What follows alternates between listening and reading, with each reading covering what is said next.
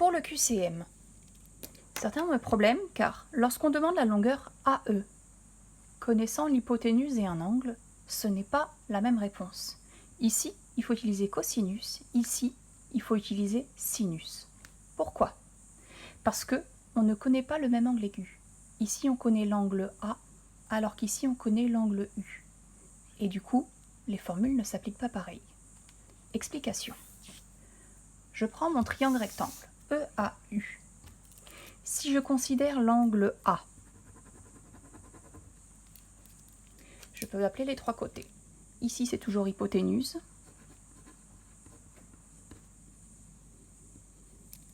Et là, le côté adjacent à l'angle A, il est à gauche. Et du coup, le côté qui me reste ici, c'est le côté opposé. C'est l'opposé à l'angle A. Alors que si je parle de l'angle U, le côté le plus long dans mon triangle rectangle, c'est toujours l'hypoténuse. Lui, ça ne change pas. Hypoténuse. Par contre, à côté de l'angle U, j'ai le côté adjacent. Donc là, c'est le côté adjacent à l'angle U. Le troisième côté, c'est forcément le côté opposé. Opposé à l'angle U. Regardez ces deux dessins.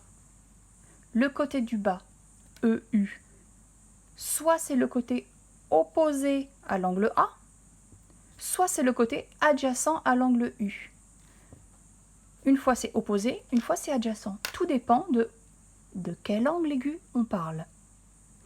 Donc, toutes les questions qui concernent l'angle A, l'angle A, l'angle A, on va oublier cette situation et on va se concentrer uniquement sur ce dessin pour utiliser notre formule K sotto A.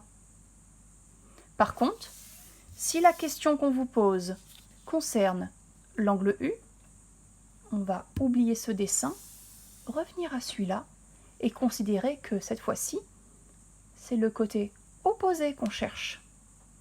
Donc à chaque fois, il faut faire un petit dessin et réfléchir de quel angle on parle.